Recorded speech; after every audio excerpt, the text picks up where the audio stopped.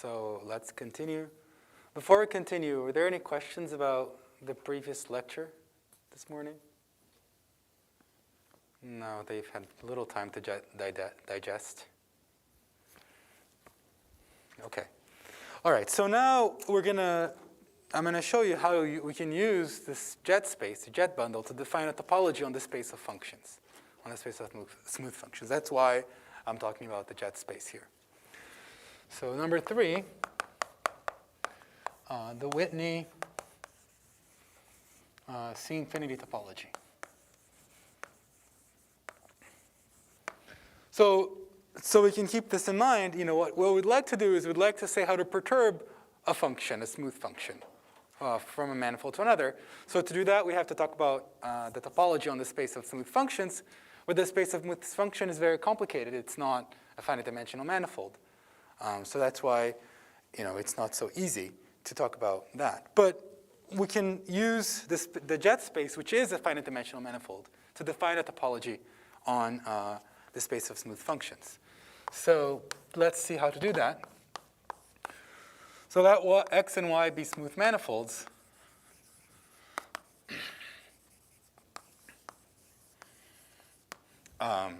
So for an open set of the jet space, we are going to define a set M of u, which is the set of functions in C-infinity of x, y. So these are the smooth functions from x to y, such that the image of the kth jet is contained in u.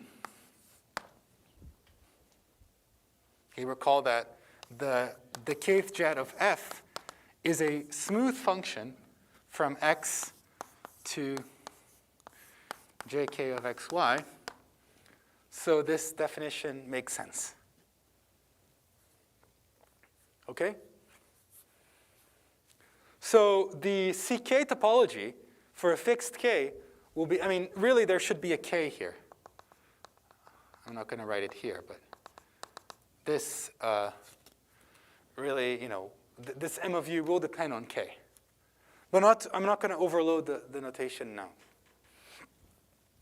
Okay. So what I'd like to say is that the topology, the ck topology, is generated by these M of u. So M of u will be a base for topology. So to verify that any subset of the space of this set of subsets is a base, we need to show that the intersection, the finite intersection of elements in the set is still in the set. Otherwise, we would just call it a subbase, and it would have to generate a base. So, you know, how do we see that? It's very easy. It's very easy to check that M of u intersected with M of v is M of u intersected v.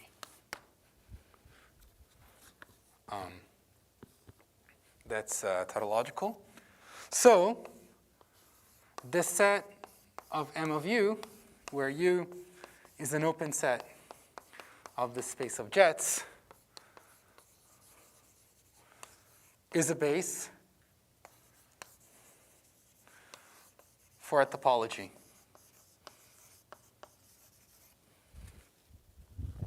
on C-infinity of x, y, and we call this topology, which is called the ck topology, or the Whitney ck topology.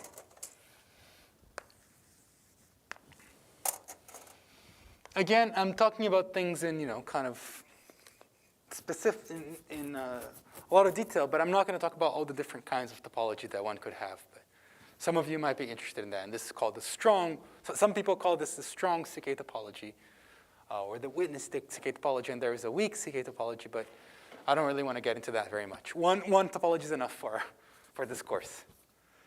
Okay. Any questions about this?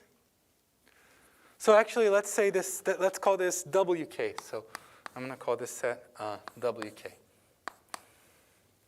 That's this set of M of u. No, sorry, I'm going to call WK the topology generated by this. So let WK be the topology.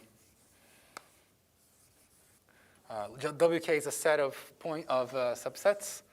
So WK is a set of subsets. So let's this be the CK topology. Okay. So that just means, take all the open sets. That's the set WK. Okay. So now, a small lemma, but it's actually important, which is that if K is less than or equal to L, then WK is contained in WL. So if you're an open set in the CK topology, then you're also an open set in the CL topology. Okay? So let's prove that. Well, the proof is going to use a map between jet spaces. So suppose K is less than or equal to L. So then there exists,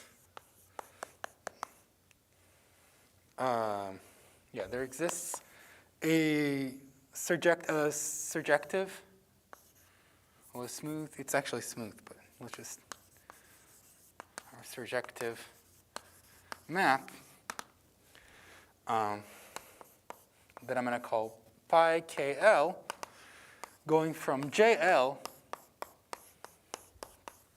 to JK. I mean, this is actually a smooth submersion, surjective submersion. It doesn't really matter. All we need is that it's a map, and it's a very easy map. It basically is a forgetful map. So you just forget all the derivatives between K plus 1 and L. So I can write it like this. So I just take the equivalence class of f at x, and I take to the equivalence class of f x. But of course, the equivalence relation is different. You have to check this is well defined, and it's not hard to see it's surjective. But all that you really need is that it's continuous. And it's straightforward also to check that pi KL composed with JL of f is JK of f. I mean, this is basically the same as writing the definition of pi k. So if you take the Lth jet of a function, and then you project, it's like a forgetful map, then you get the kth jet of the function, okay, for every point. The notation is a little heavy, but there is really nothing very deep. So please ask me if the notation is confusing, if you're confused, because this should be straightforward. Okay. All right. Now, so this map is continuous, surjective, I should say continuous. And again, this is pretty straightforward. And now, if you take a set in JK, which is open, then its preimage will be open because the function is continuous.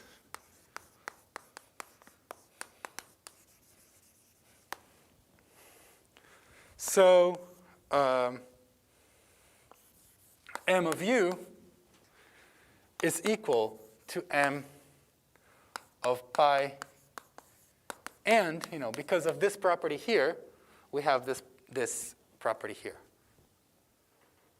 Yeah. The reason I'm not putting a k on M is because U is a subset of a given jet space for a given k. So the k is understood as included in U, basically. So if I have an open set here, then it's going to be an open set here. And by this equation here, M of U is equal to M of this other open set. So all the elements of the base of JK are also elements of the base of JL. So therefore, all the open sets for the CK topology are open sets of the CL topology. Okay? This is the proof. Any questions?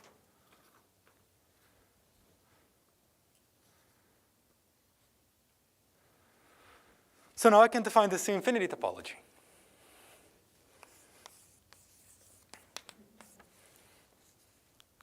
So the Whitney C-infinity topology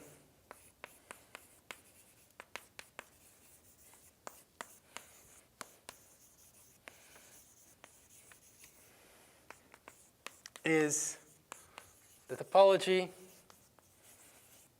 on C-infinity of xy generated by the union of these guys. So you can check that if we take all of the union, the infinite union of these WKs, that's going to be the base for our topology. And that the topology generates is called the C-infinity topology. Okay? So this is very simple and kind of clear, but maybe it's a little hard to see what's going on. Like, what does it mean for a sequence of functions to converge in the C-infinity topology?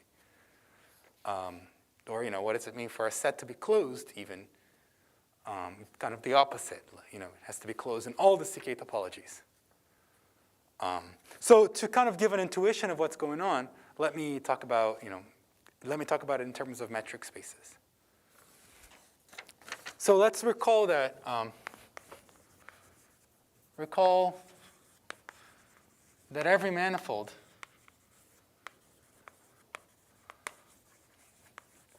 admits a Riemannian metric.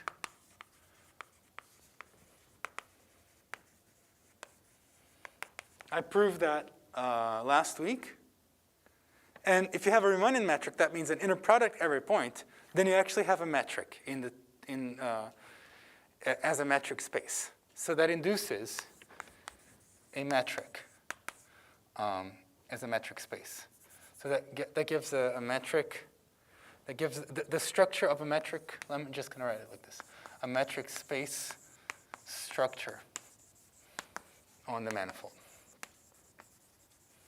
Unfortunately, these words, Riemannian metric and metric space, get a little confused. They mean different things. Metric space just means you have a distance. And the topology is generated by this distance. So, and the way that, I think probably you've seen this before, but if you haven't, how do you go from a Riemannian metric to a metric on the space? Well, given any 2 points, if the manifold is connected at least,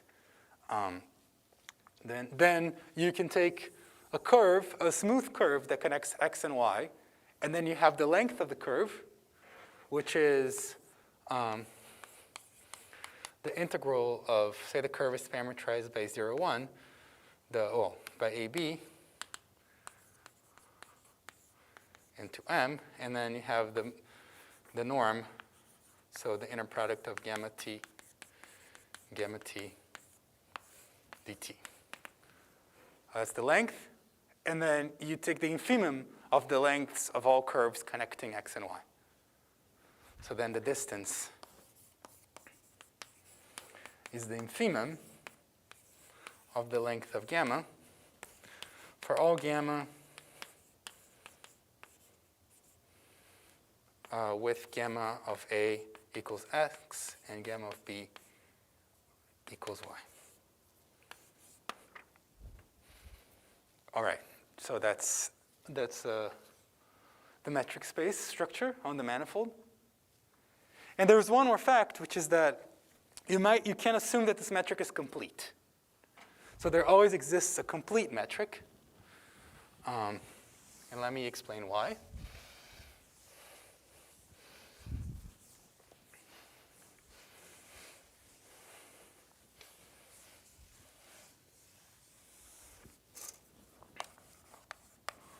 Moreover, we may assume that D is complete. And let me emphasize, you can assume that there exists a metric in the sense of metric space that's complete. I'm not going to prove that you can find a metric that comes from a Riemannian metric that is complete. That would be a little bit harder than what I'm going to do. But that's also true, but it's a little bit harder. So what I'm going to do is kind of just more brute force. Given a metric, how can I construct a complete metric from it? And the way that you do it is, well, first you construct the proper function. So what's a proper function? So it's a function that goes from the manifold to R such that the preimage of a compact set is compact. So we have to construct. So let me explain why. So first, you see that there exists a proper function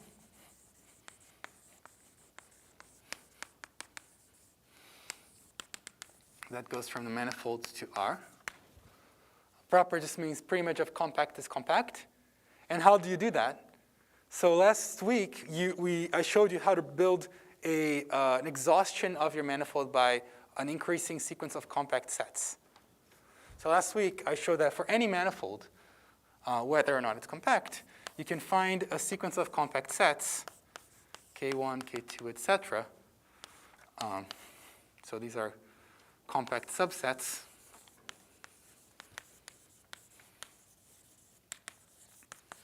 of M such that the union of the subsets is the whole manifold, and Ki is contained in the interior of Ki plus 1. So it's like an onion.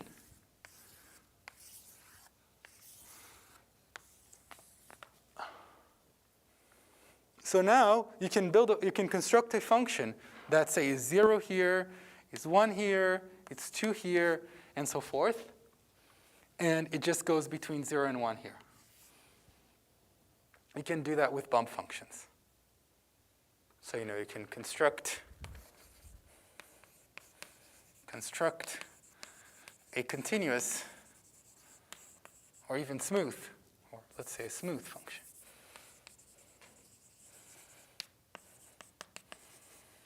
F in infinity of MR such that, say, F restricted to K2n minus K2n minus 1 is constant equal to n, something like that.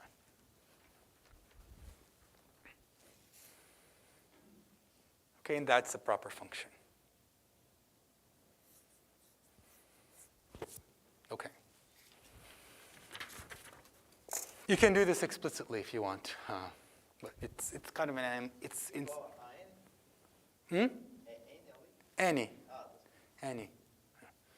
Or you could do 2n, whatever. It's just something that will increase.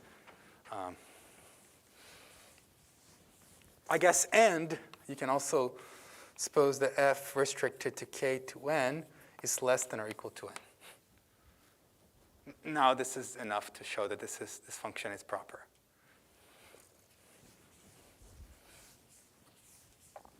And then with this function, if you start with any metric, if D is any metric on M, we can define another metric, D tilde, which is D plus, and then now I take f of x minus f of y. And because this function f is proper, that implies that D tilde is complete. So this will imply that D tilde is a complete metric.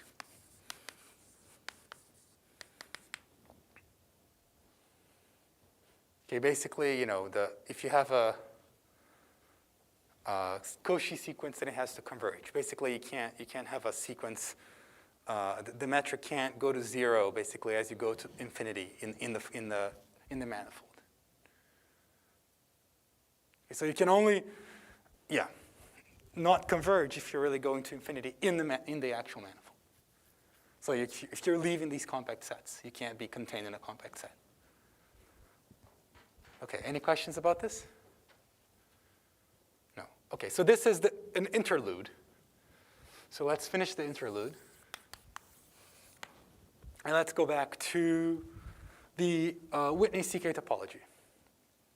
So now what I want to show is I want to go back to the CK topology and show how we can generate the CK topology in a more concrete way. Okay, so let's say that let D be I'm going to assume it's complete, but I won't need complete everywhere. But let's say it's a complete metric on the jet bundle. So this is a finite dimensional manifold. So we can do that construction here. So now we can define. So I'm going to fix a metric like this. And I'm going to define the following things. So given a continuous function that's positive,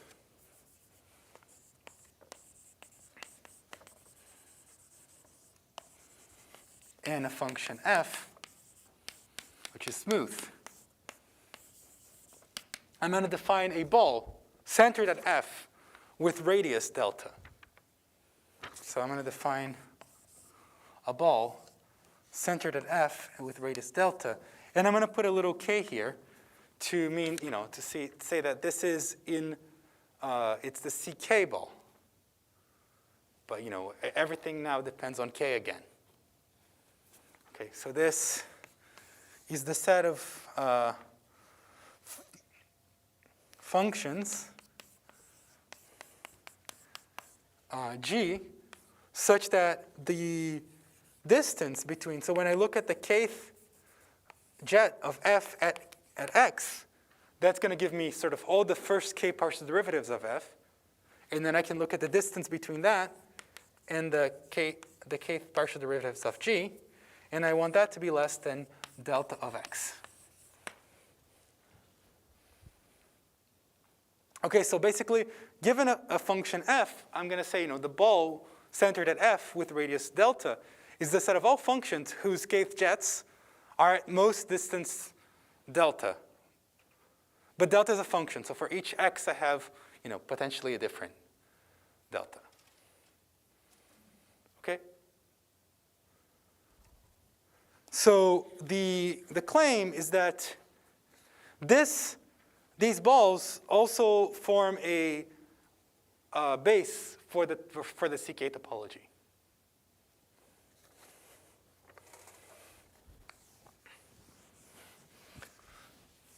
And it's actually a neighborhood base.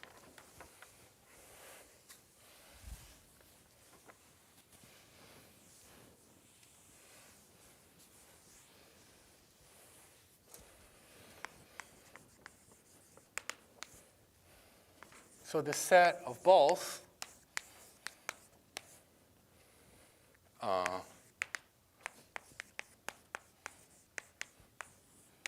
is a base for the local topology, for the topology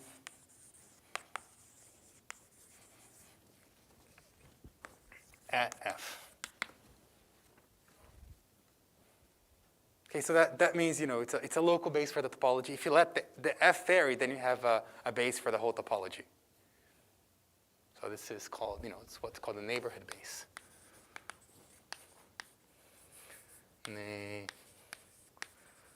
Neighborhood base. Okay, so I have to prove two things to show that this is true. I have to prove that every open set containing f is contained in such a ball, and I have to prove that this ball itself is open. I mean, clearly it contains f. Okay. So, of course, f is an element of this ball. So I'm going to prove two things. So the step one is to prove that this is open.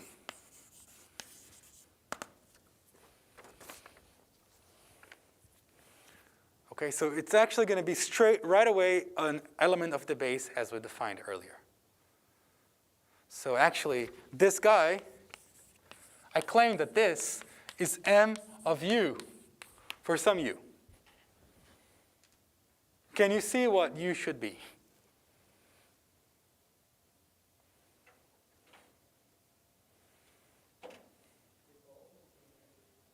The ball of the metric?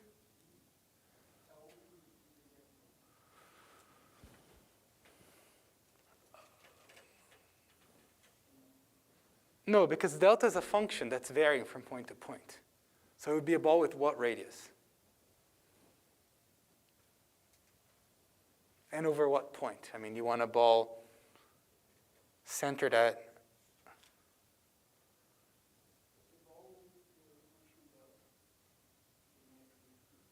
uh-huh.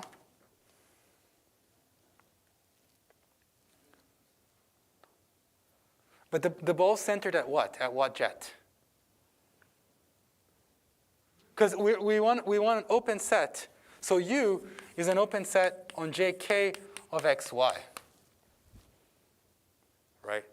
It should be. So you want this to be a ball, but then it has to be centered at some jet. Which jet?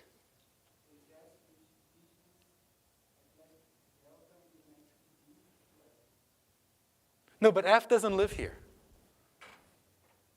F is not a jet. You see, the kth jet of F, to be here, you have to choose a point.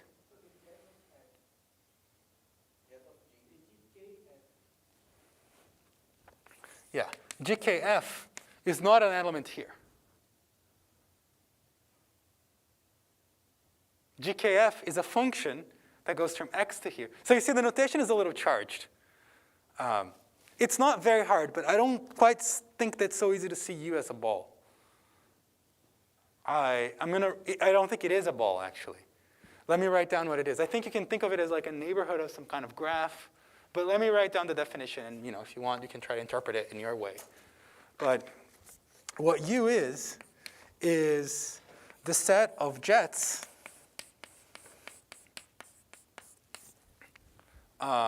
such that the distance between the jet of F at the point, at the source of alpha of sigma,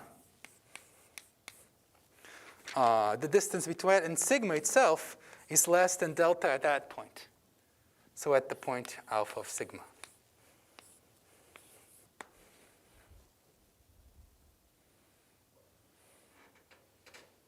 Okay?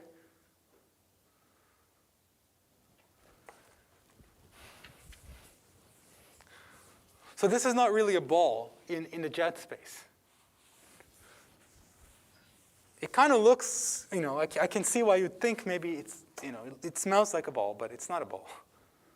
Yeah. In the metric space. So, another way to see this is you can think of the function delta, which goes from X to R. No, it goes from JK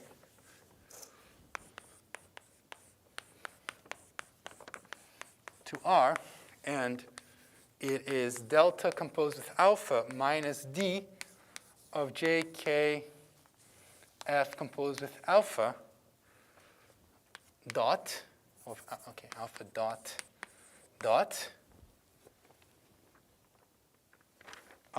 and this U is basically the pre-image of 0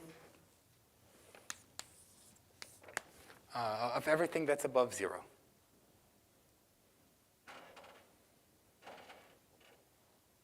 Okay, so that's what it is. And it's not hard to see. Delta is a composition of smooth maps, so delta will be continuous. So then this U is a pre-image of an open set. So U is open.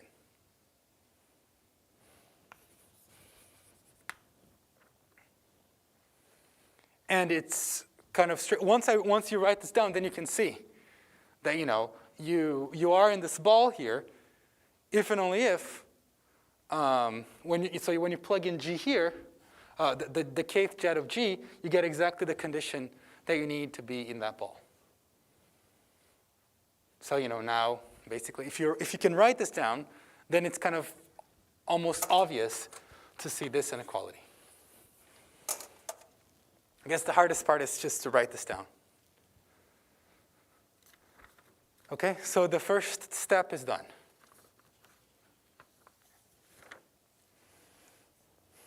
Okay, now the second step.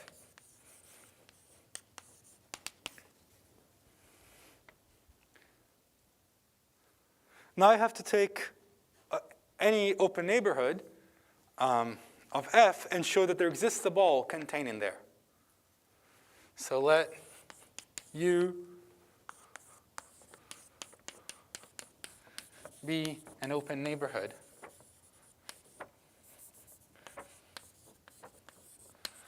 of F. It just means that U is an open set containing F.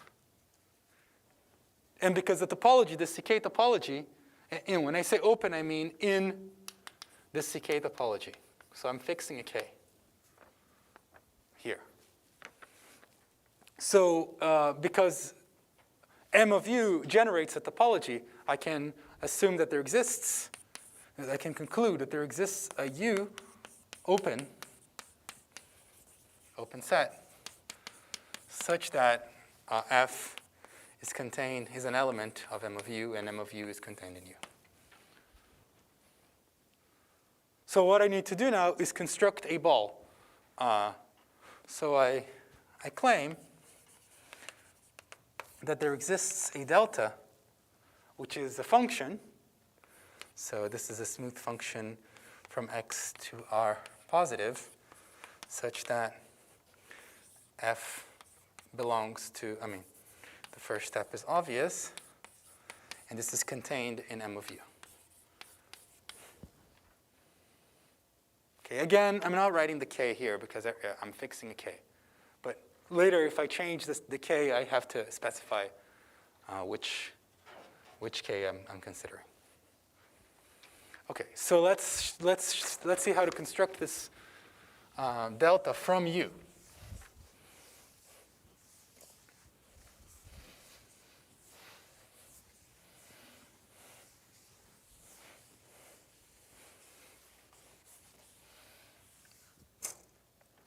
Let's see. Yeah, basically, I want to make sure that my delta is small enough so that the jets of all the functions, so that the functions G with all the derivatives, where all the derivatives are close enough to F to fall in, so that the jets all fall in the U. So I'm going to see what's kind of the worst possible delta. So how do I do that? So I'm going to define the following function. So for each x in X, I'm going to define M of X, which is sort of the infimum of the distance of sigma jk f of x, where sigma is everything that, all the jets that are above x. So sort of all the jets based out of x. That's this, but intersection with the complement of U.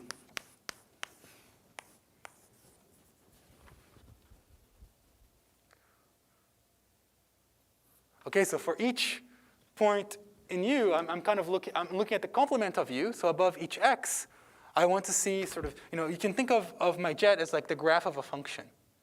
So sort of this is kind of the jet. This is my, you can kind of think of this as a jet space.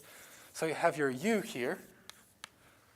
And for each point x, you're kind of trying to find what's the maximum distance that, what's kind of this radius here. That's what this expression is saying. Yeah? Ali teria que ser uma outra função, né? Ao invés de ser F. Você pegou uma vizinhança U, que é, então teria que ser uma G nessa vizinhança?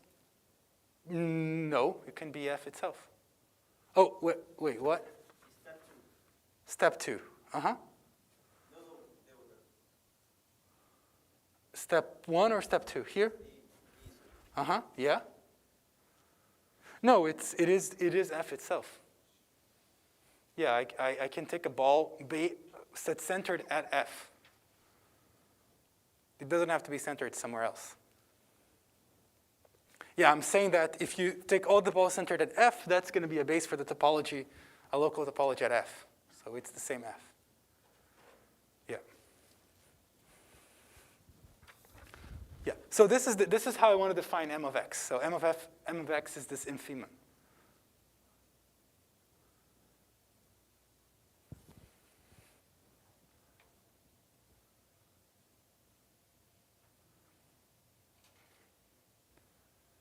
Okay?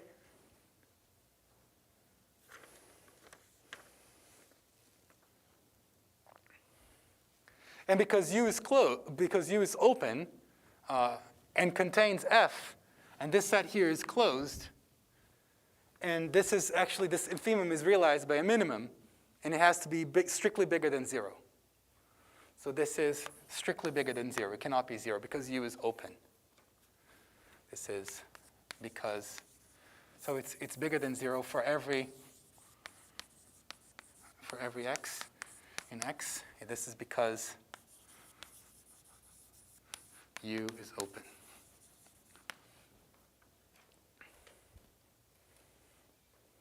Okay? But in some cases, it could be infinite. You know, sort of if you know, you can think of it like this, like you could maybe at some x, your U could be this. So this could, in principle, it could be infinite. M of x could be infinite for some x. But the point is that we can actually choose a function delta, which is continuous and real valued. Or we can a delta, which is continuous, such that delta is bigger than 0 and less than or equal to M of x.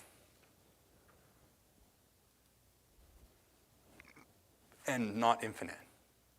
I mean, in principle, it's not even clear that this is a continuous function. I mean, if it's infinite, then it doesn't make any sense to even say it's continuous. Okay? How do you do this? Well, you can do it on every compact set. This has a minimum. You can glue with a partition of unity if you want. Maybe there are other ways. But you can choose this.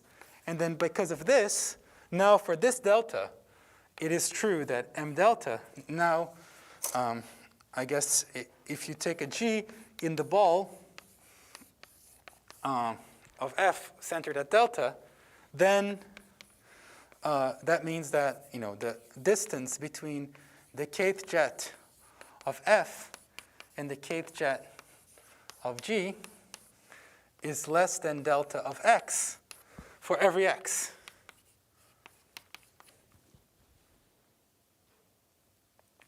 So delta is less than or equal to M of x. Well, let's say it's strictly less. It's strictly less than M of x, which means that the jet of G is not in here. So it's not in the complement of U. So it has to be in U. So this implies that, well, let me write it up there. It's too small.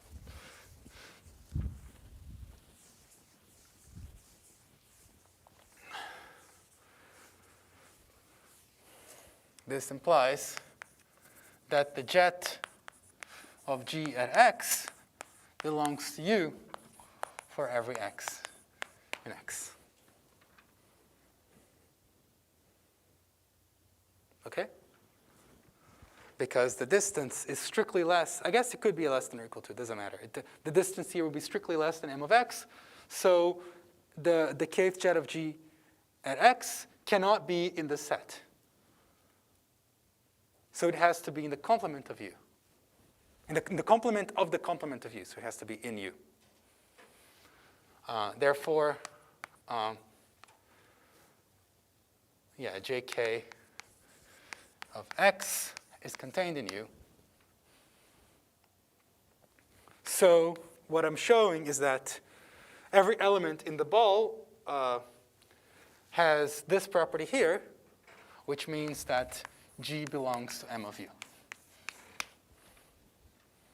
So the ball of radius delta centered at F is a subset of M of U. OK, so that's very nice. That's the end of this proposition. So what this is saying is that what is the CK topology? The CK topology is roughly, this ball is roughly this set of functions whose derivatives is close enough to are close enough to the derivatives of f up to a certain order k. Okay? So let me write this down. So observation. So this guy is roughly this set of functions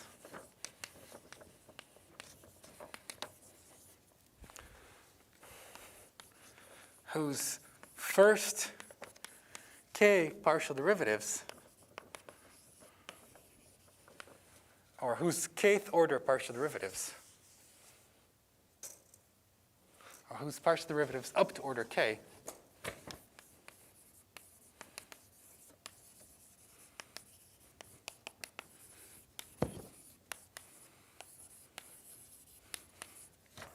are close enough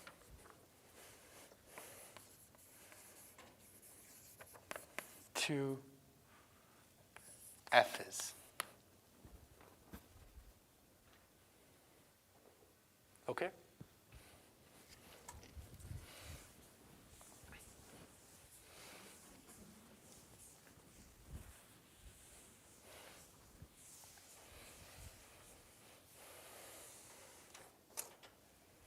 So to make this more precise, I'm going to now write down what the definition of the CK topology is in Hirsch's book. And it's a lot messier. But I think once you've seen this, then it's easier to digest the definition in coordinates. So to make this more precise,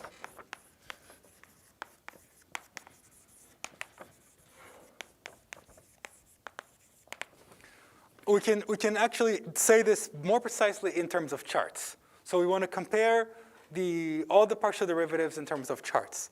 So how do we do that? So if we have to fix an atlas for the whole manifold, for all of X, and an atlas for Y, and look at all the look at F in terms of charts, and look at the partial derivatives. So we can write it like this. So I'm going to call phi an atlas. So this is an atlas, a locally finite atlas. Atlas of X.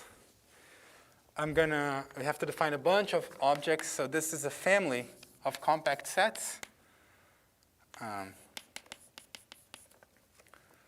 This is family of compact sets of X such that Ki is contained in Ui. And you choose an atlas for Y.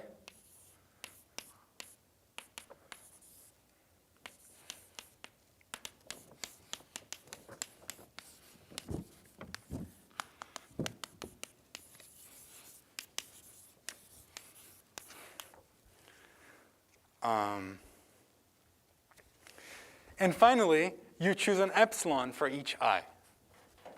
So we choose an epsilon I, epsilon I greater than 0. So you cover, you could assume that I is countable if you want. But you can just take any locally, it has to be locally finite. Or at least ui has to be locally finite for x. Anyway, so you choose this data, and now you can define a neighborhood nk of f with this data chosen.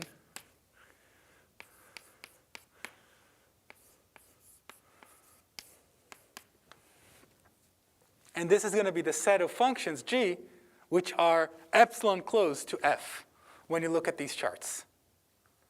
So this is the set of functions g such that, so first of all, you want to suppose that g of ki is contained in vi.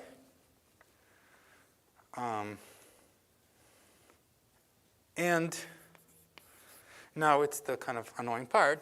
So you look at all the rth derivatives of phi I composed with f composed with phi I inverse of x. Well,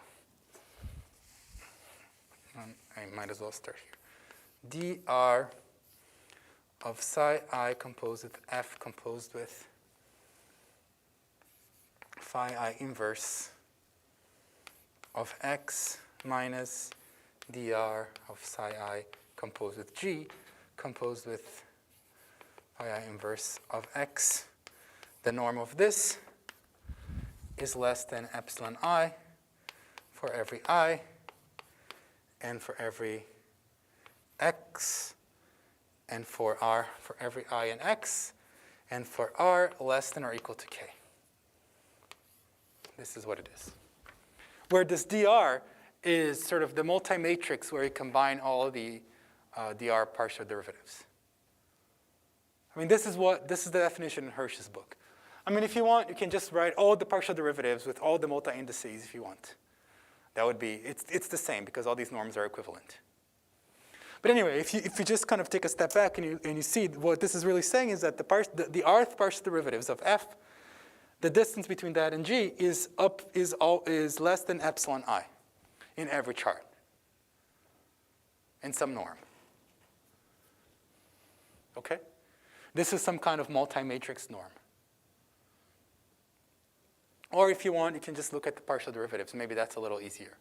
For all the multi-indices that are less than k, less than or equal to k.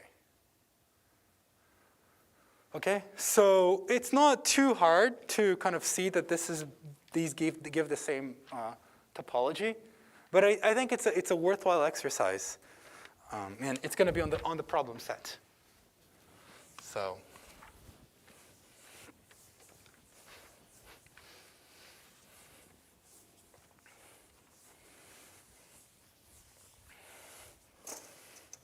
Exercise.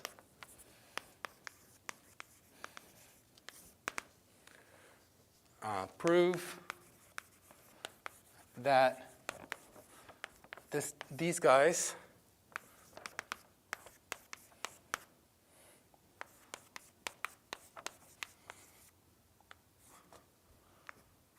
this is a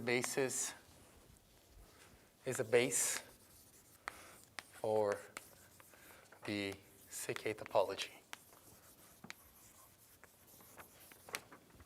And again, as before, if you let the f vary, then it'll be a base for the whole topology.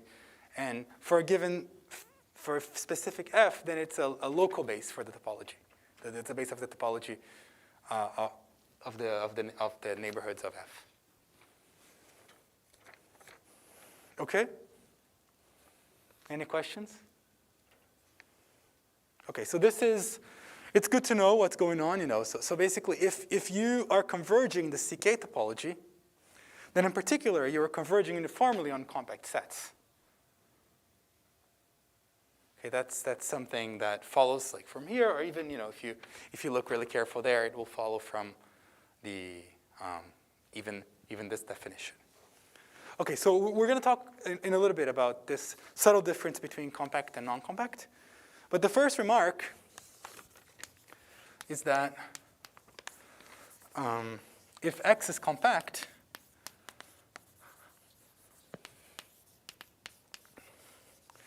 then we can find a countable base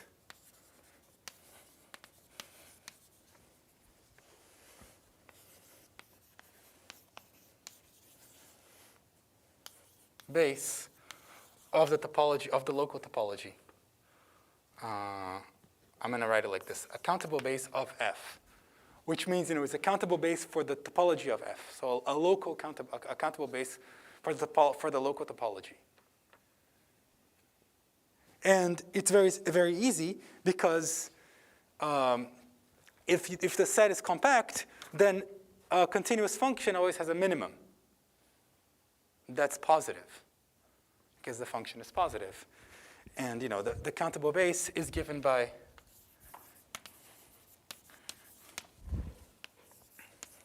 B delta n of F, where delta n is just a constant function equals 1 over n. So that just means that, basically for every ball of this form contains a ball delta n for some n.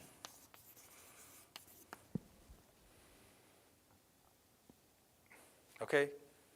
Because X is compact, I can look at the minimum of delta, and I can take a delta n that's smaller than the minimum of delta. So this is what's called first countable. So that means that the CK topology is first countable.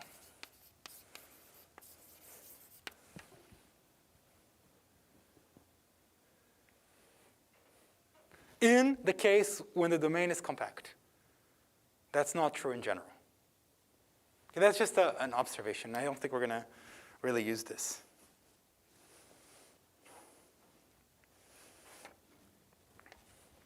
But moreover, what this is also saying, is that if you have, this is the comment I was making before, is that if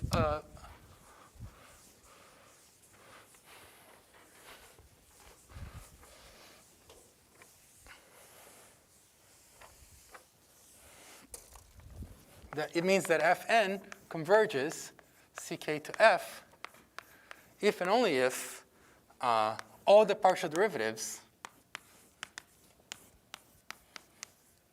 converge the partial derivatives of F uniformly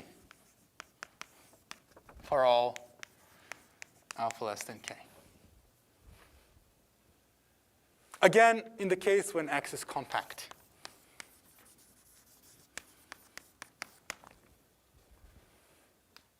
Okay? And again, when I say this is uniformly, you really mean, when you talk about these derivatives, I mean any chart that converge, but what this really means is something like this. Or you make sure, you have the right space and da-da-da-da.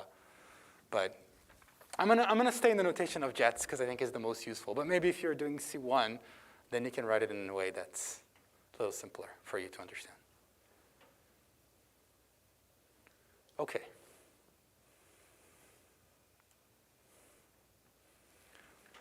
All right.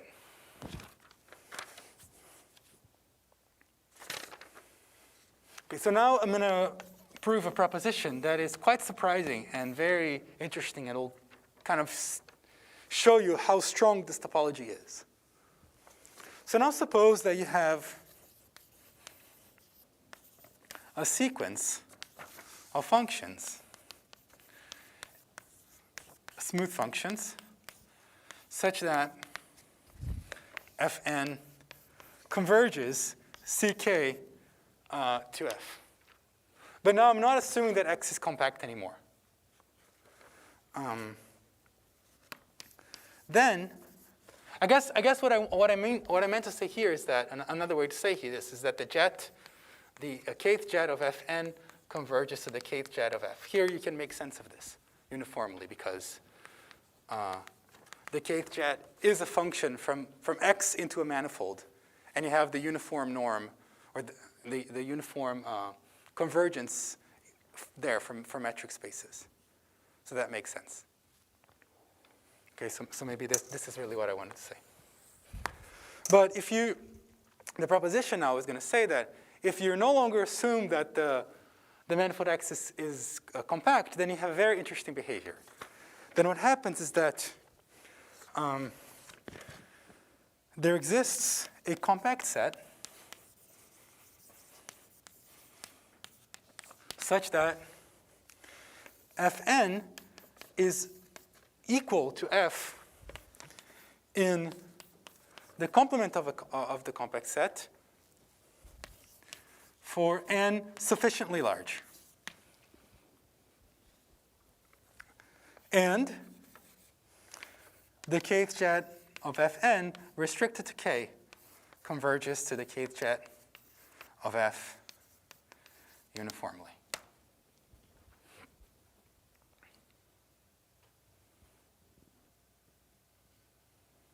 Okay?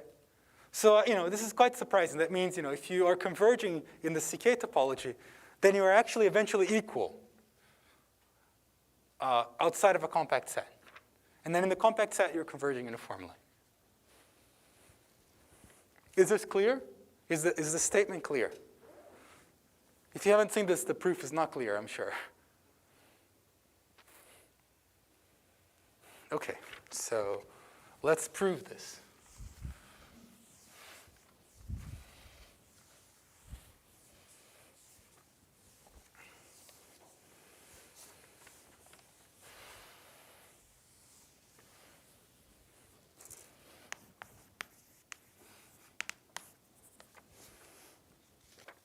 Well, the idea of the proof is that if there doesn't exist, if this condition is not satisfied, that means that there exists a sequence of points where the function Fn is not equal to f of x for any n, and this sequence of points is going to infinity.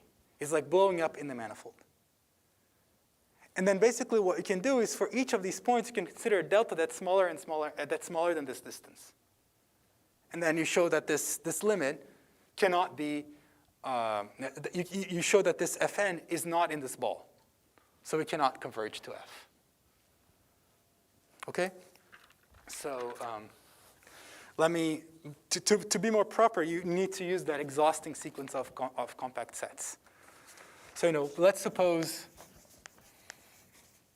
that Fn converges to F in the CK topology. And we're going to let Ki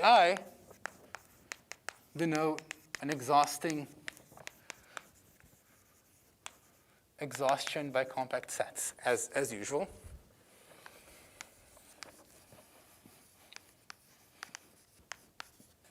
Such that Ki is contained in the interior of Ki plus 1. So we're going to assume by contradiction that this condition doesn't hold. Okay? So assume by contradiction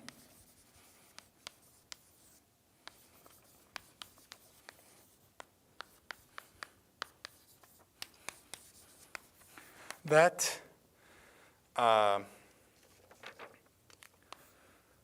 for every compact set,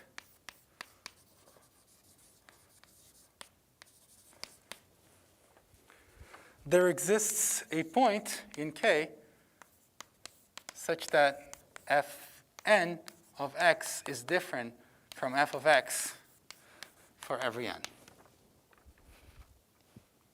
Okay, so that's the opposite of this condition. Yeah. Okay. So then we can choose an xj an xi for each I with this property. So that means that, so for each I, there exists an xi in Ki such that f, and there exists also an index and an ni such that f ni of xi is different from f of xi. And we can assume without loss of generality that these ni's are an increasing sequence.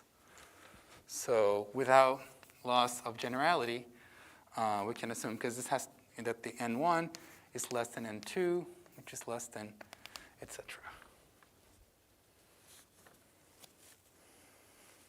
Okay.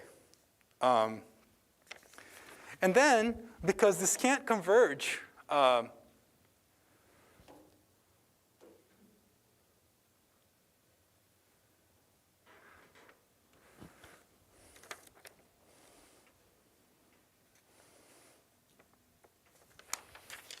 on.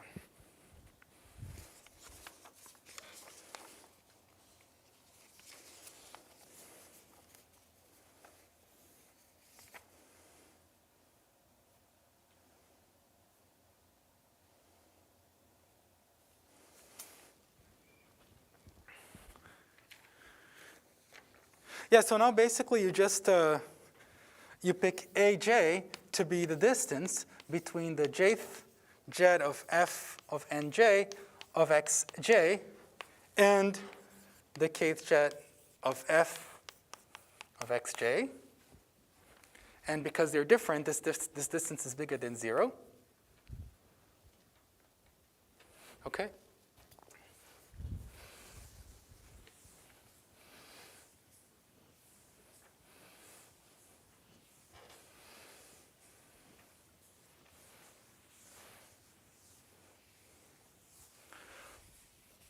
And basically, this can't converge up to a subsequence, because if it did, then it would kind of violate this condition. So I guess it would be contained in a compact set, and you can find another sequence. So I guess maybe I wrote it in kind of a funny way. So what I really wanted to say is that there does not exist a compact set. I think maybe this is better. There does not exist a compact set such that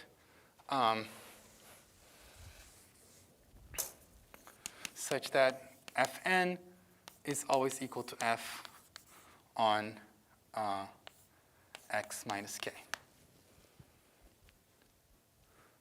Yeah, so sorry, this is what I really want, because I want to make sure that these n's are getting bigger. Because if these n's, if the indices ni were contained, because what I want to say is that I'm going to be in a bigger and bigger compact set. I have my onion. So I want to pick these points that are in bigger and bigger compact sets. Okay? So if, for whatever reason, these are an infinite sequence and they're all contained in one big compact set, then I'm still not violating this condition. Is that clear? It's a little confusing. But basically, you just look at this condition, and the opposite of this condition is that you can actually choose a sequence that's not contained in any of these compact sets. And therefore, you always have to get terms outside of the compact set. So you can, without loss of generality, assume that they're increasing and going all the way to infinity. Okay? And then now you define this number here. So this is the distance here, the distance here, the distance here, the distance here, and so on. So now you can let delta be a function from x to r plus such that delta of xi is equal to, or delta of xj, well, I. So that delta of xi is equal to ai over 2, for example.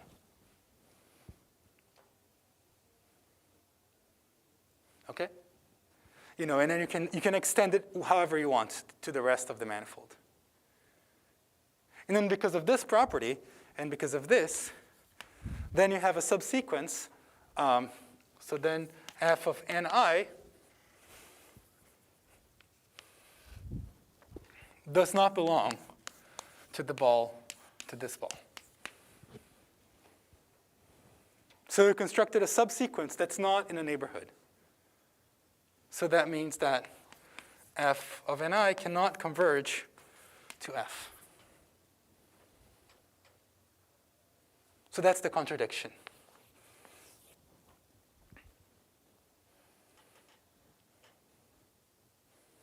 Okay? So there we go.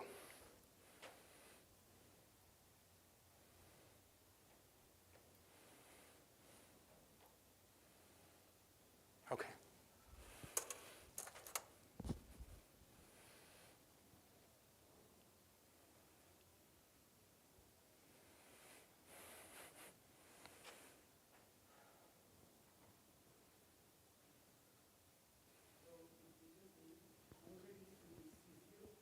Hmm?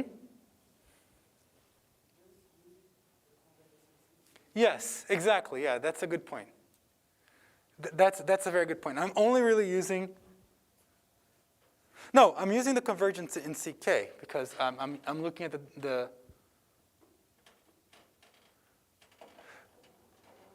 No, but sorry, you're right. Because really, yeah, I'm really looking only at a convergence in C0 because if it converges in CK, then it'll converge in C. Like basically this distance you can think of it as the sum of the distances.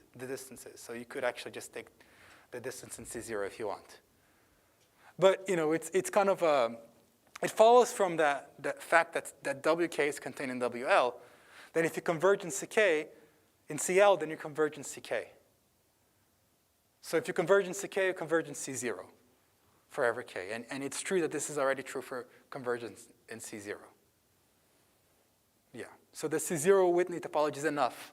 Convergence C0 is enough to show that it converges, that it has to be equal outside of a compact set.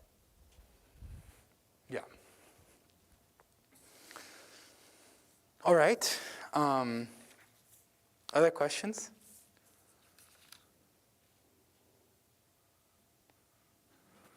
Okay, so this is that time when you're on a roller coaster and you're kind of, you've gone up and up and up and it's kind of crazy.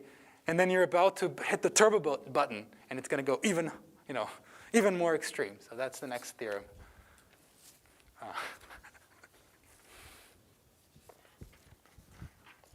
After going around twice, now you're going to go like that, but then spinning around, and that's the next theorem.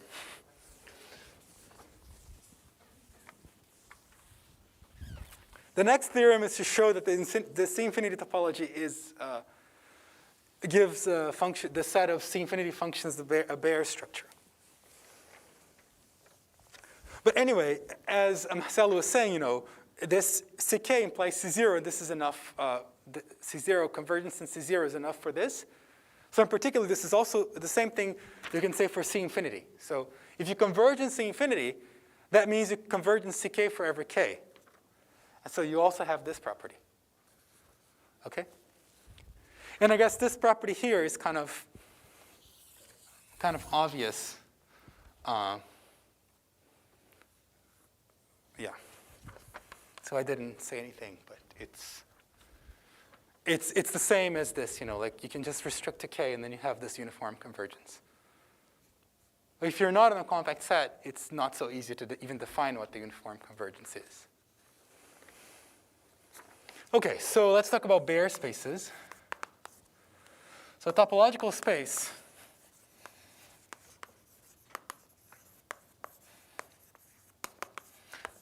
is Baire if the countable intersection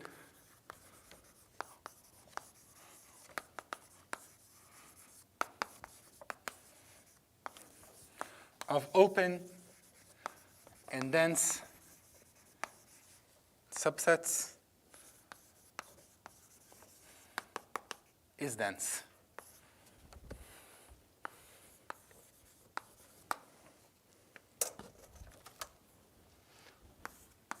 Okay. Some people also say, yeah. Anyway, let's just leave it like this.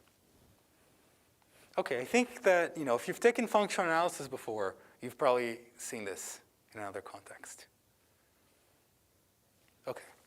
So the proposition, I think I should call this a theorem. It's pretty painful. The theorem is that C infinity of xy is a Baire space in the C-infinity topology.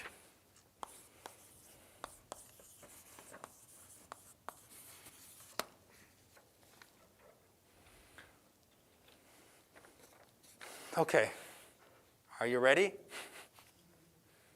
Fasten your seatbelts. And let's go.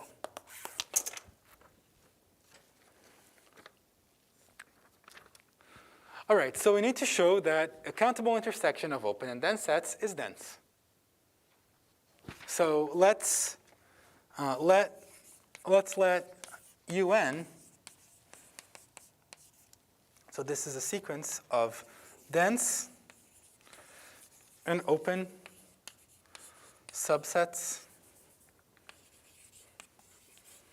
of C-infinity of xy in the C-infinity topology.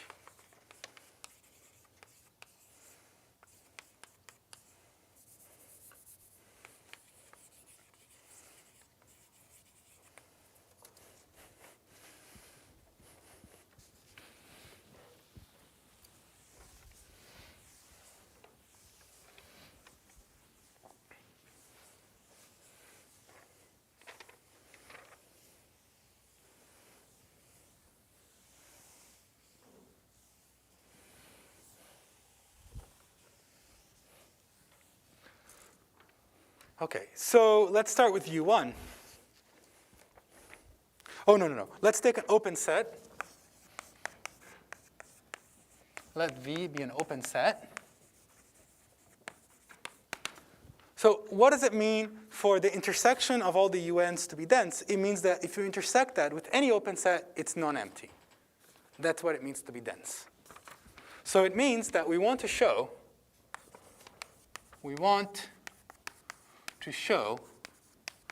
that if you intersect the intersection of UNs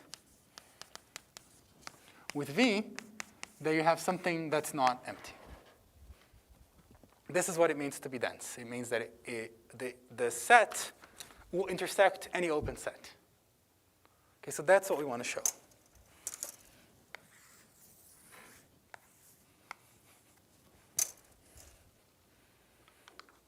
Okay, so first of all, we know that V is contained in some U bar, where U is open in the CK topology.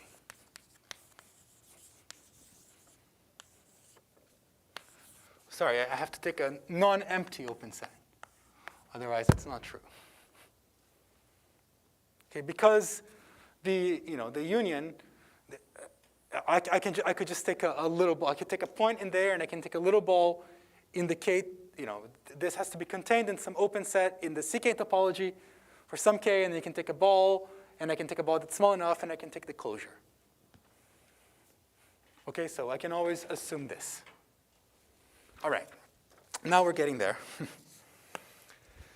Now, it suffices to show, and you'll see why I'm going to do that. It suffices to show that this intersection intersects U bar. I mean, obviously, because U bar is contained in V. So it suffices to show that the intersection of UN with U bar is different from zero, from the empty set. And the reason that I want to have a bar is that I'm going to construct a sequence of functions, and I'm going to take the limit. Okay, that's why I want to find another set there which is actually closed. So I can make sure that the limit is still there. Okay. So this is what we're going to show.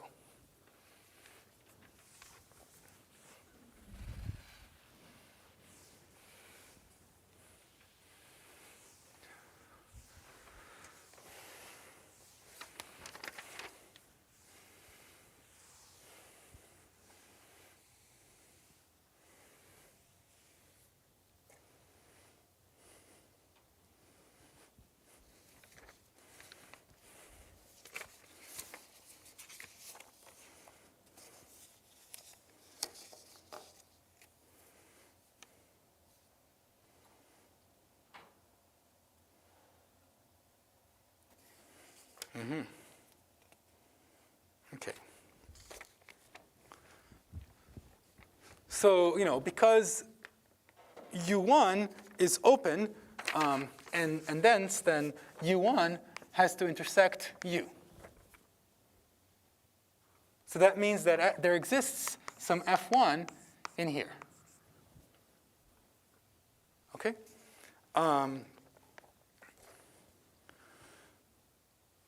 And because, so this is going to be, because this is open in C infinity, there's going to exist an open set in some CK1 such that F1 is in this U1 tilde. So this is where it kind of starts to get annoying because you have to consider different Ks. But because this is an open set in C infinity, then that means that there exists some open set in some CK1, which contains F1 and is in this intersection. Okay. So now, I'm going to let dk be a complete metric on jk. So I'm going to fix a metric on the space of k jets once and for all. And then now I'm going to look at u intersected with u1 tilde, intersected with u2, intersected with the ball centered at f1 of radius 1/2 with k equals 1. Okay, so the reason why this proof is really wild, I think, is because you're switching between different k's all the time. So now this guy is, again, open in C infinity because U2 is open and dense. So it's open and non-empty. So this is kind of an induction argument. Okay, so, I have an open set. I'm intersecting it with other, it's a finite intersection of open sets. And it's non-empty because, these three together are open, and this guy is open and dense. So this will be open and non-empty. So then I can find, an F2 in here. So then there exists an F2 in here. Okay? And then I do the same procedure, and I choose, there exists a U2 tilde. Oh, and I forgot to say that actually I want U1 tilde bar to be contained in here. It's kind of the same argument as before. I not only want U1 tilde, but I want U1 tilde bar. And then I'm going to construct a U2 tilde such that U2 tilde bar is contained in here. So there exists a U2 tilde such that, U2 tilde bar is contained in U1 intersected, and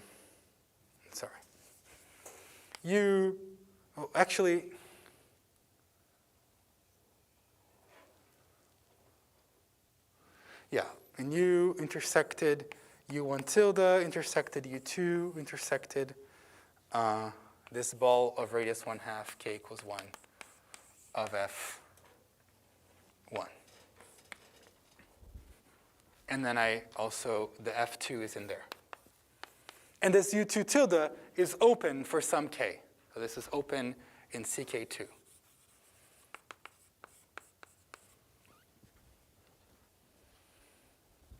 Okay, so then I keep this process up. So the idea is now I take a ball that's even smaller. Okay, so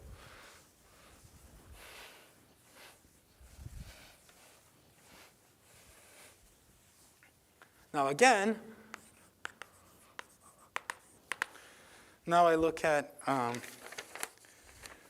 U intersected U1 tilde, intersected U tilde, intersected U3, and then I have the ball with k equals 1 of F1, 1/2, intersected with the ball of radius 1/4,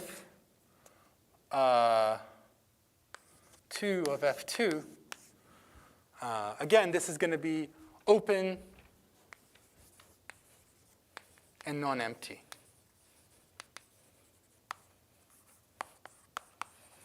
But now I want the ball with in J2 with the metric induced from D2. Okay, so the ball that's induced from this constant 1/4, but when I look at the jet space with two derivatives, so J2. So then, by the same argument, I get an F2 in here. Okay, so inductively,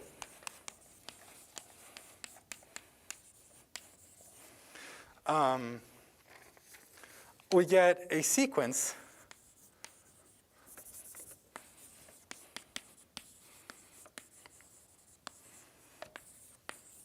Fn such that dj of Fn, Fn minus 1, so kind of the zeroth jet, this guy is less than 1 over 2 to the n for every x and for j between 1 and n. And this is going to mean that this Fn of x is a Cauchy sequence. So this means that, now I think that I do have that the jet, no, sorry, this is, let me write it like this. di of the ith jet, or dk of the kth jet of this and the kth jet of this for j between, yeah, I think this is true for all j, for all k between 1 and n. And then that implies that this kth jet, actually, sorry, I think I might be a little confused here. Let me see what I wrote in my notes. Yeah, I think I'm going to just do it without the jets here first. So I have that the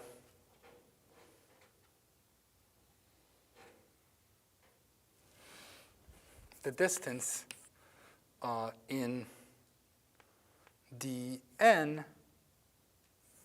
of Fn of x, Fn, yeah, dj of this is that for j between 1 and n. Okay, so for every j, I have a Cauchy sequence. So in particular, sort of Fn is a Cauchy sequence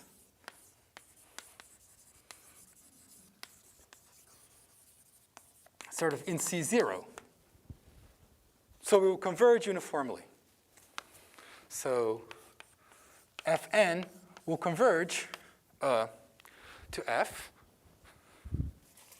So there is a limit, a C0 limit.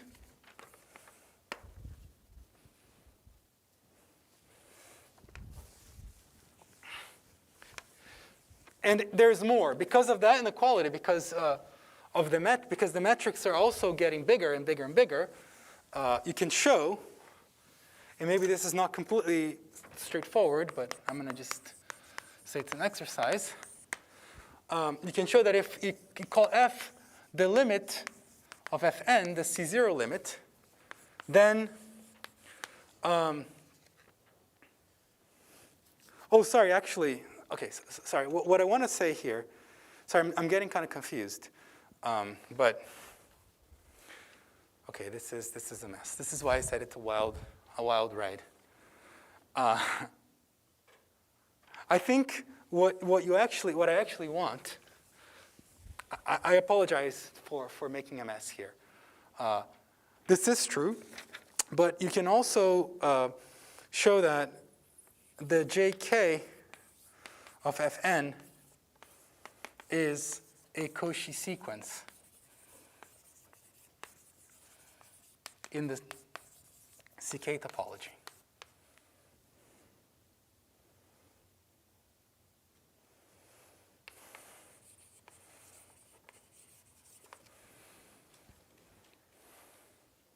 Wait.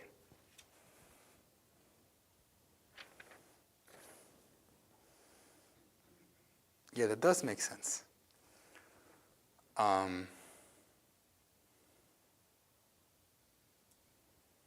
No.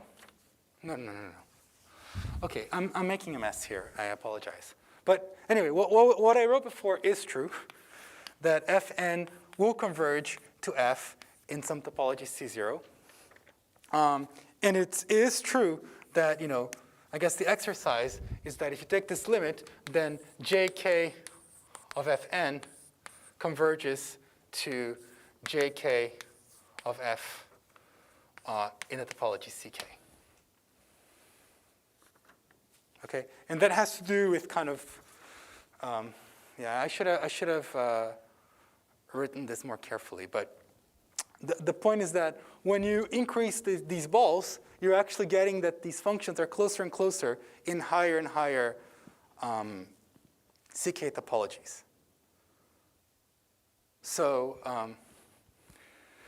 maybe when I'm done with this, I'm gonna try to rewrite this. But the idea is that now it converges. The kth it converges in the kth topology, and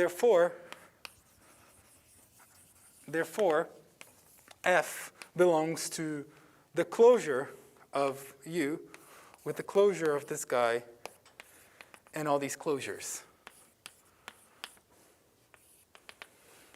And this is contained in U bar, which is contained in V intersected with these UNs. Because of the way that I'm constructing U2 bar, U2 tilde bar to be in U1 tilde U1 tilde and U2, which is in U1 U2. So anyway, this is kind of confusing, but then basically I constructed something that's in this intersection, and therefore this is non-empty. Therefore, this guy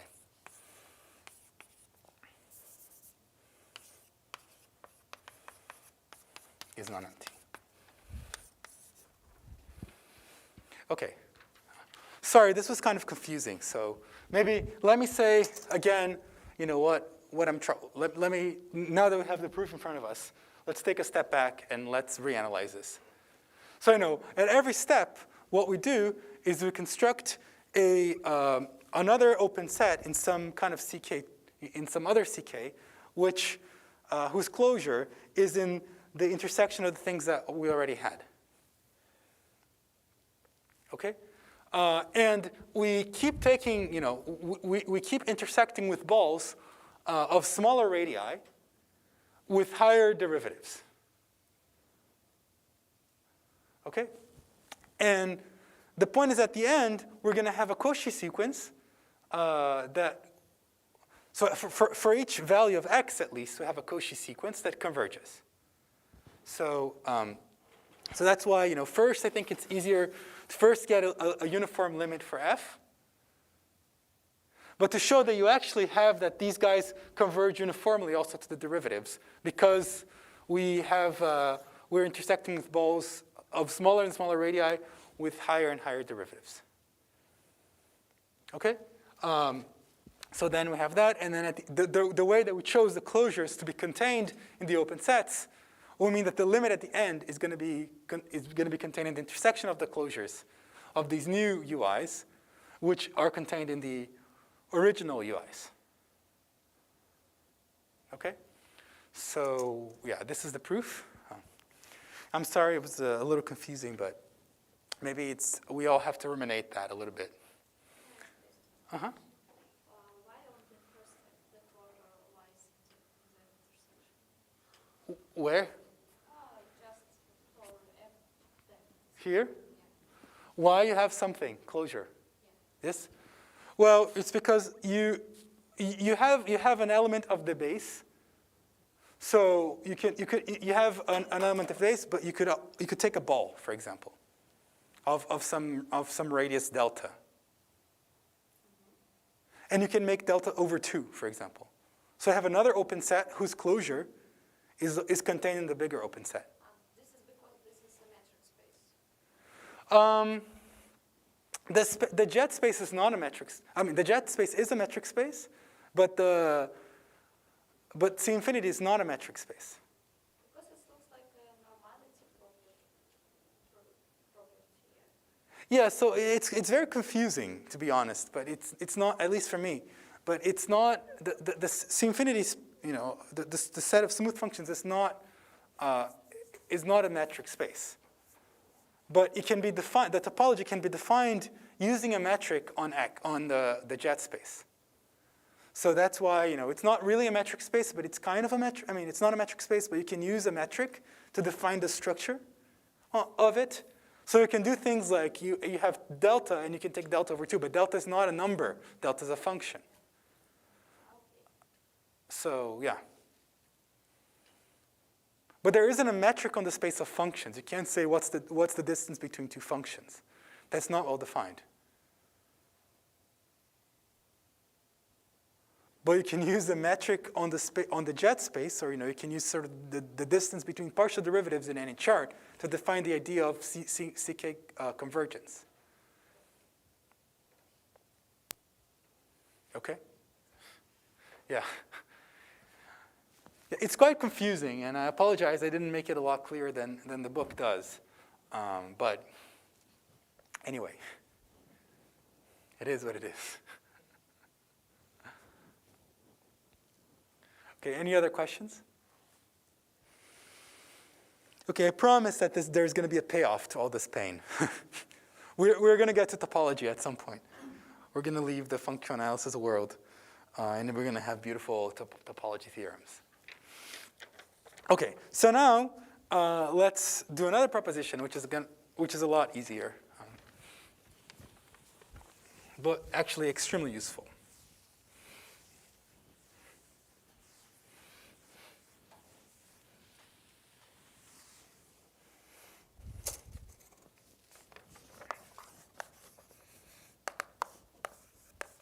Let X and Y be smooth manifolds. Then the kth jet is a function that takes a smooth function to a function that goes from X to the jet space, so a section of the jet bundle. And I claimed in the previous lecture that if you take a smooth function, you get a smooth function here. That's easy to see. But the point is that this GK is continuous.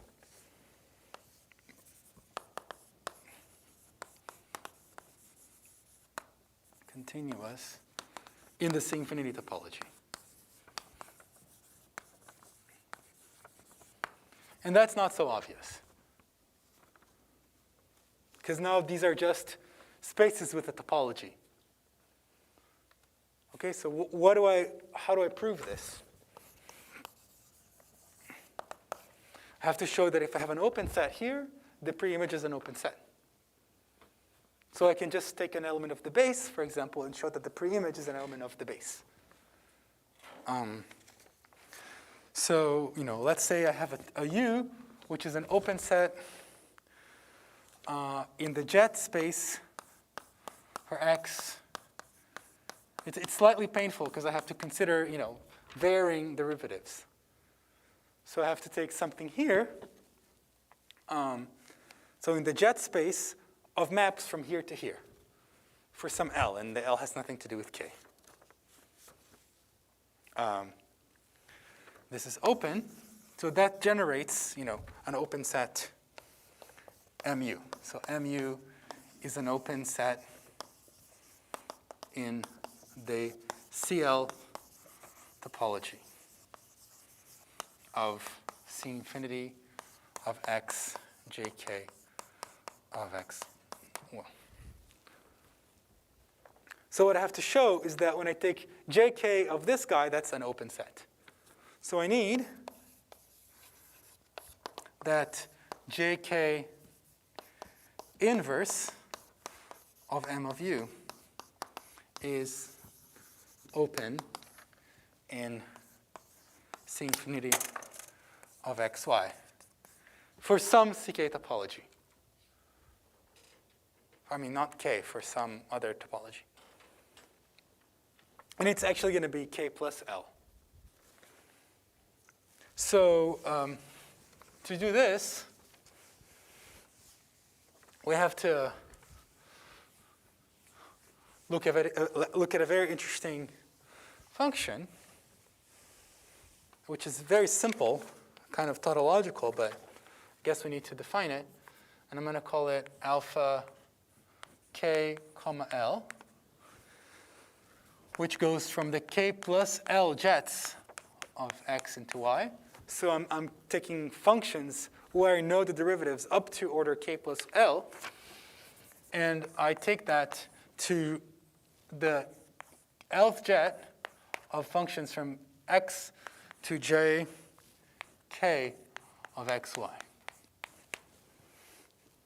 And this is kind of canonically defined. So it's defined as follows, if I take sort of alpha kl of the k plus L jet of some function at the point x, this is just the Lth jet of jkf at x.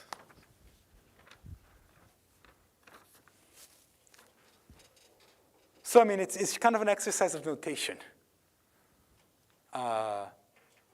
And again, it's pretty straightforward that this is a smooth function. It's actually a smooth embedding.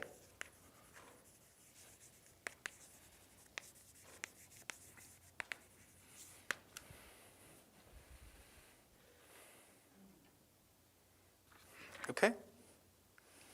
And then we're basically done. Because now, because of this condition, you can see that the jk, because of this condition, jk inverse of m of u is m of alpha k plus 1, no, alpha kl inverse of u.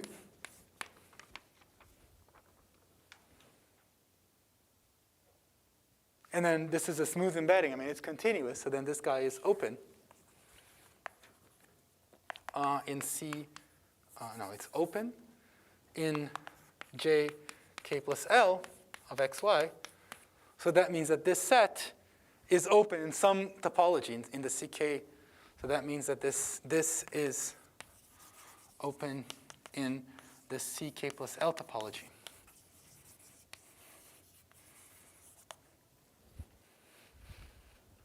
So there we go. Okay.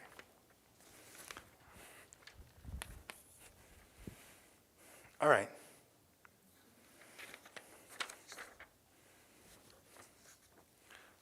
All right, so here's another proposition that is along the same spirit, along the same lines.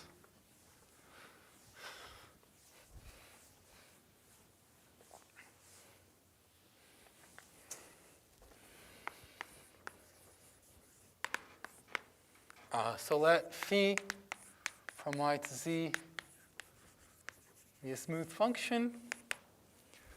Then we have a push forward from the set of smooth functions that just composes with phi. So this just takes f into phi composed with f. So then this function is continuous in the same infinity topology.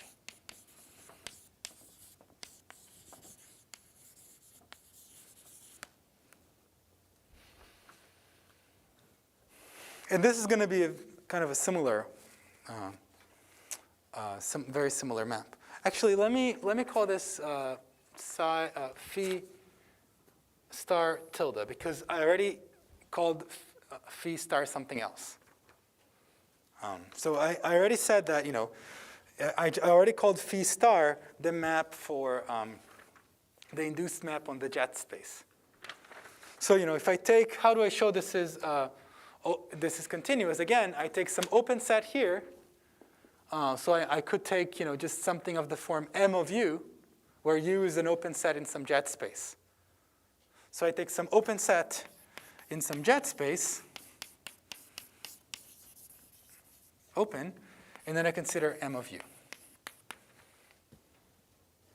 And then now I have to look at the pre-image of M of U by this phi star tilde. So what is phi star tilde inverse of M of U?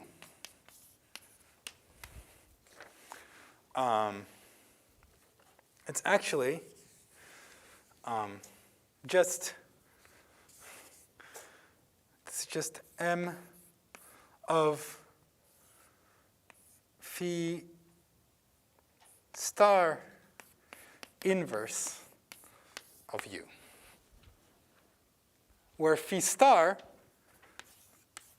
is the map that goes from the jet space to the jet space of x, z.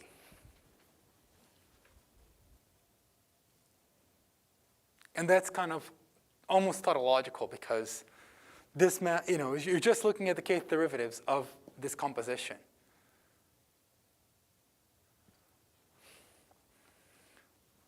So, sorry, I forgot to write proof. Okay, and that's it. So then this means that, this guy is open, and therefore this is open, an open set. So that's the end. So, today, it's been basically, this lecture has been a roller coaster of really easy or tautological things that are straightforward from the definition, and some kind of heavy stuff that is very complicated and, not very hard, but just kind of convoluted, like the previous proposition. Okay, well, there's one more proposition that I want to state without proof, and then I'm going to stop.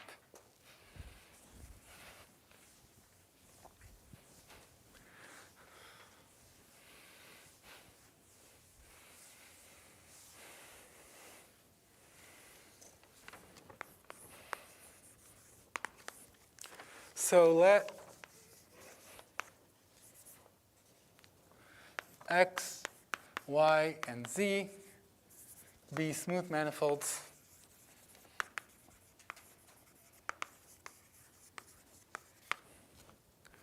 then if I look at the product, it's not the product, but it's a kind of, when you put the two functions together, that is a map that goes from the product of two functions to a smooth function of like this.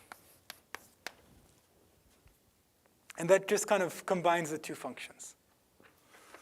So it takes f and g to the function f cross g.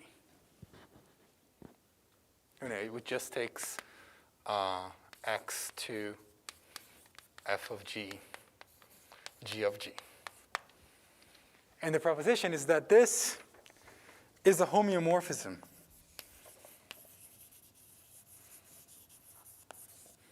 So it's continuous and it's invertible. And the inverse is continuous in the C infinity topology.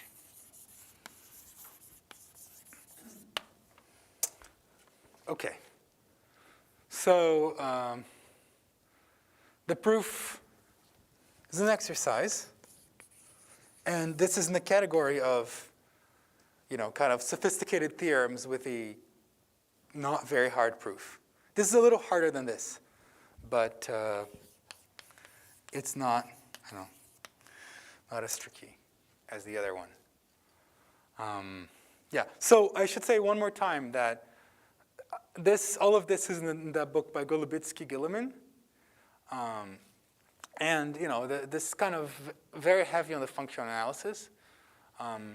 But I promise that there will be really nice topological consequences. And also, if you are interested in geometry and topology, most of this is going to be done for jets 1 and 2 jets. So most of the applications will be just for k equals 1 and k equals 2. But it's still good to talk about C infinity convergence in general. Okay.